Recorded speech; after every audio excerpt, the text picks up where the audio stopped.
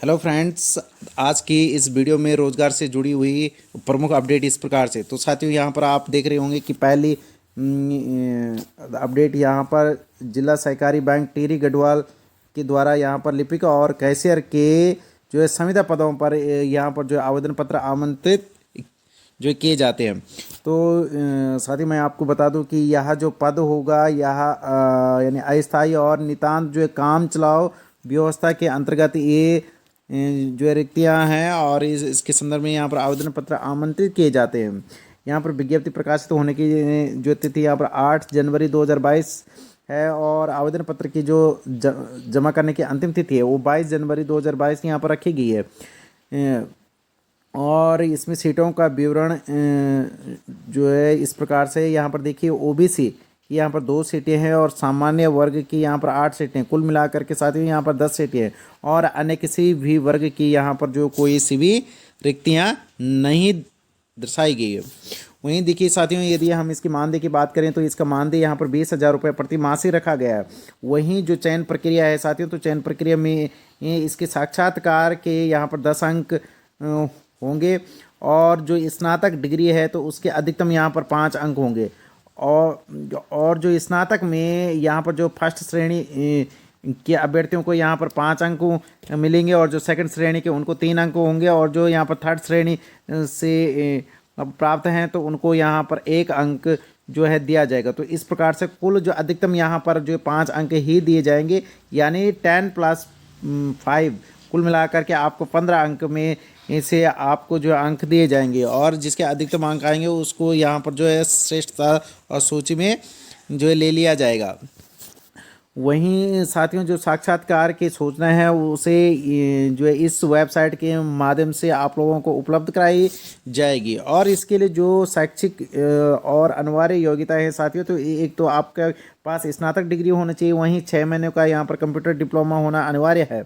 वहीं आप किसी भी जो है ना उत्तराखंड के ज़िले के जो है स्थायी जो है निवासी होने चाहिए। यदि साथियों आयु की बात करें तो आयु इसके लिए 21 से 42 वर्ष रखी गई है और नियमानुसार उच्च आयु सीमा में यहाँ पर जो है छूट प्रदान की जाएगी। वहीं साथियों, यदि हम शुल्क की बात करें तो शुल्क यहाँ पर ये जनरल और ओबीसी वर्ग को 750 रुपये, जबकि SC ST और EWS अभ्यर्थियों को यहाँ पर 500 रुपये और जो कि यहाँ पर आवेदन शुल्क जो है बैंक ड्राफ्ट के माध्यम से देय होगा, जो कि किसी भी राष्ट्रीय बैंक या राष्ट्रीय जिला सहकारी बैंक या उत्तराखंड राज्य सहकारी बैंक के यानी ड्राफ्ट के बैंक रूप में सचिव महाप्रबंधक टिहरी गढ़वाल जिला सहकारी बैंक लिमिटेड टिहरी के पक्ष में आपको देय करना होगा।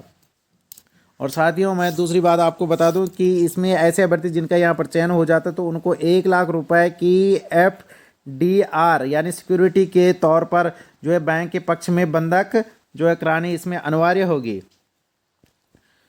वहीं साथियों, ये आप इसमें देख सकते हैं, ये यहाँ पर पूरा यहाँ पर जो है एड्रेस भी यहाँ पर दे दिया गया है।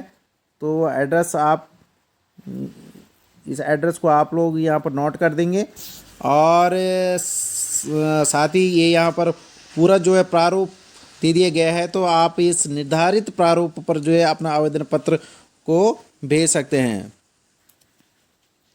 वहीं साथियों, उत्तराखंड चिकित्सा सेवा चयन बोर्ड ने यहाँ पर सोशल वर्कर के रिक्त 38 पदों पर लिखित परीक्षा ये तो आवश्यक सूचना जारी की है।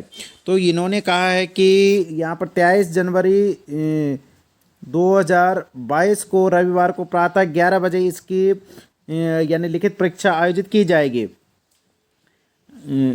तो 11 बजे से और 1 बजे तक जो है प्रदेश के देहरादून और हल्द्वानी शहर में इसकी जो परीक्षाएं होगी।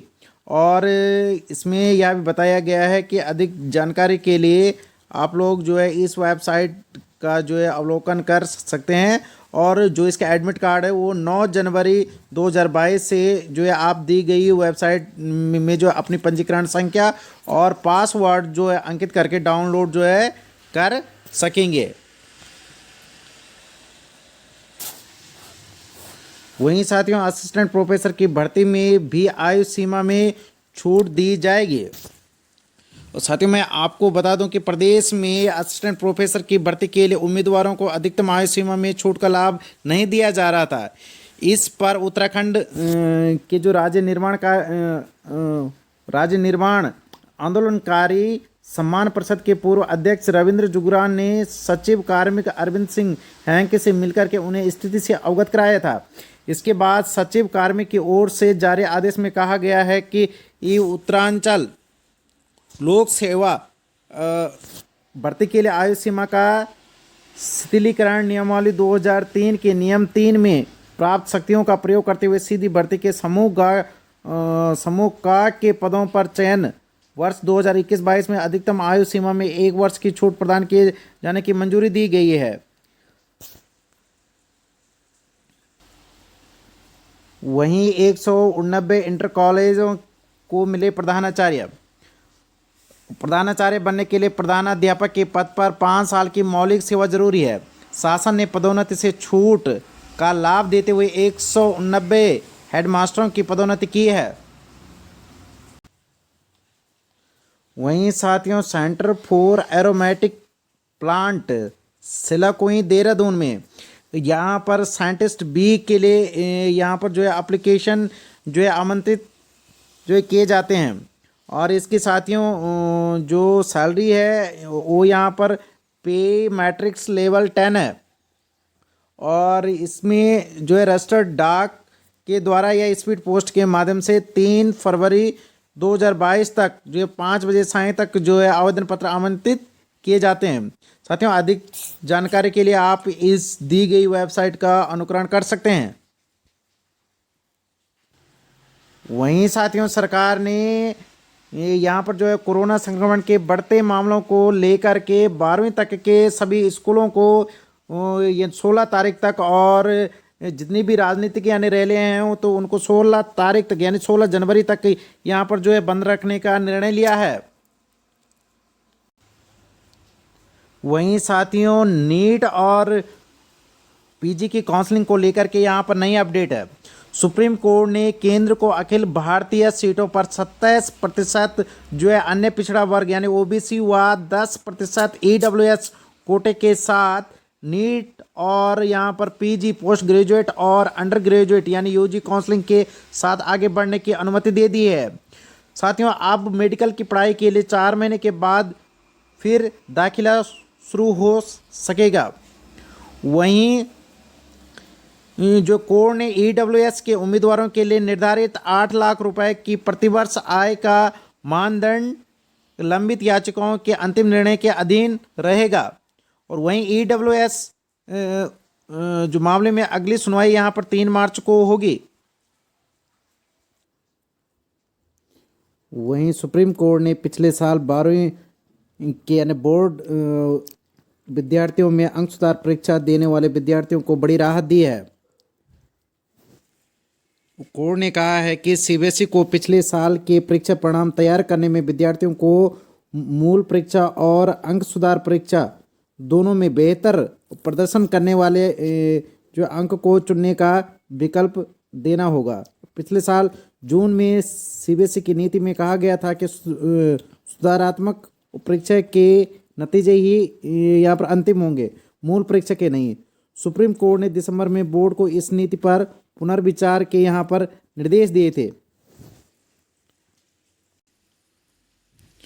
वहीं साथियों यहाँ पर भर्तियों को लेकर के यहाँ पर जो कहा गया है कि मुख्य सचिव एस संधू ने बताया है कि यदि इस दौरान किसी भर्ती के लिए लिखित परीक्षा की तिथियाँ जो है तय है तो वह पूर्व निर्धारित कार्यक्रम के अनुसार होगी, यानी उस पर जो है कोविड गाइडलाइन का जो है कोई असर नहीं पड़ेगा। लेकिन अन्य जितने यहाँ पर जो है चुनावी रैलियां हैं और धरना प्रदर्शन है तो उन पर यहाँ पर 16 जनवरी तक यहाँ पर रोक जो लगाई गई है। वहीं धन सिंह रावत ने कहा है कि इसी सत्र से लागू होगी नई शिक्षा नीति। यहाँ पर उच्च शिक्षा मंत्री धन सिंह रावत जी ने कहा है कि यूजीसी के मानकों के अनुरूप ही उच्च शिक्षा में कार्यरत संविदा और अतिथि प्राध्यापकों का वेतन 57,200 रुपये प्रतिमाह करने की सरकार ने संस्तुति दी है। जल्द ही इसकी घोषणा मुख्यमंत्री पुष्कर सिंह धामी जी करेंगे। राज्य शैक्षिक अनुसंधान एवं प्रशिक्षण परिषद उत्तराखंड देहरादून के द्वारा डीएलएड प्रशिक्षण प्रवेश परीक्षा 2019-20 में सफल अभ्यर्थियों के प्रवेश की काउंसलिंग और डाइट आवंटन के पश्चात डाइट में प्रवेश लेने हेतु अंतिम अवसर दिए जाने से संबंधित यहाँ पर सूचना दी गई है। तो इसमें कहा गया है कि दिनांक 5 अप्रैल 2021 से लेकर के और 27 जुलाई 2021 तक यहाँ पर जो है काउंसलिंग के उपरांत जो जनपद आवंटित कर और यहाँ पर प्रशिक्षण हेतु जनपद आवंटन की सूची और प्रवेश संबंधी सूची जो है SCERT की वेबसाइट, ये 3 वेबसाइटों पर यहाँ पर 6 दिसंबर 2021 तक जो सूचना दी गई थी। तो अब यहाँ पर बताया गया है कि उपरोक्त के क्रम में प्रवेश हेतु निर्धारित अंतिम तिथि 31 दिसंबर 2021 तक जिन अभ्यर्थियों ने उन्हें आवंटित जिला शिक्षा एवं प्रशिक्षण संस्थान में प्रवेश नहीं लिया है, उन्हें यहाँ पर अंतिम अवसर प्रदान करते हुए सूचित किया जाता है कि ऐसे अभ्यर्थी दिनांक 16 जनवरी 2022 तक उन्हें आवंटित डाइट में प्रवेश लेना सुनिश्चित करें। 16 जनवरी 2022 तक प्रवेश न लेने की स्थिति में रिक्ति प्रतीक्षा सूची से भर दी जाएगी। ऐसी स्थिति में आपके द्वारा प्रवेश हेतु किया गया कोई भी दावा मान्य नहीं होगा। मुख्यमंत्री पुष्कर सिंह धामी ने शुक्रवार को वात्सल्य योजना के तहत प्रदेश में कोविड में अनाथ हुए 3067 बच्चों को डीबीटी के माध्यम से 92 लाख रुपए की धनराशि भेजी है।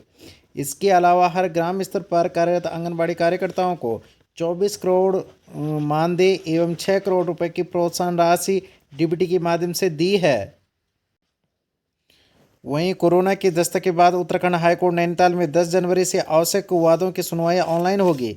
हाईकोर्ट के एक न्यायाधीश और दूसरे न्यायाधीश की यहां पर कोरोना रिपोर्ट पॉजिटिव आने के बाद यह फैसला लिया गया है। फिलहाल दोनों न्यायमूर्तियों ने खुद को आइसोलेट यहां पर कर दिया है। वहीं सचिव उत्तराखंड ने बताया कि कोरोना संक्रमण से बचाव के लिए जो किसी भी प्रकार की तैयारियों में ढील न हो। वहीं यहाँ पर मुख्य सचिव ने अधिकारियों को प्रदेश भर में सफाई के साथ सैनिटाइजेशन के लिए अभियान चलाए जाने के निर्देश दिए हैं। उन्होंने कहा है कि लोगों को कोविड संक्रमण के प्रति सजग करने के लिए लगातार घोषणाएं की जाए। सार्वजनिक स्थलों में मास्क न पहनने वालों के साथ ही थूकने और कचरा फेंकने वालों के विरुद्ध भी कार्रवाई कर उन्हें चालान करने के निर्देश दिए हैं।